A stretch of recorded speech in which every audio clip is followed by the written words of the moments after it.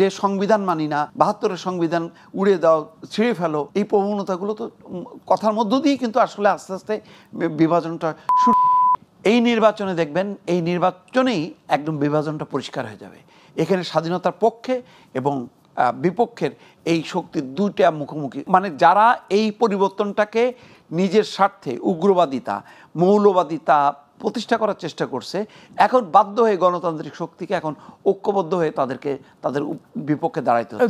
আর তার বিপরীতে আছে উগ্রপন্থার কিছু যদি জামাত ওই দিকে ধাবিত হয়, তাহলে এটা গণতন্ত্রের জন্য অশনি সংকেত এবং এটা বিভাজনটা কিন্তু চরম আকার ধারণ করবে। সেই চেষ্টাটা যখন কি সংস্কার নিয়ে আলোচনা হয়েছে, তখন থেকেই দেখা যাচ্ছে যে সংবিধান মানি না, ৭২-এর সংবিধান উড়িয়ে দাও, ছিঁড়ে ফেলো, এই প্রবণতাগুলো তো কথার মধ্য দিয়েই কিন্তু আসলে আস্তে আস্তে বিভাজনটা শুরু হয়েছে। এবং আপনি দেখেন এখন কথায় কথায় যে মব কালচারটা শুরু হয়েছে, আজকে দুর্ভাগ্যজনকভাবে ব্যারিস্টার ফুয়াদ তিনি নিজে কিন্তু আজকে সেই মবের মধ্যে।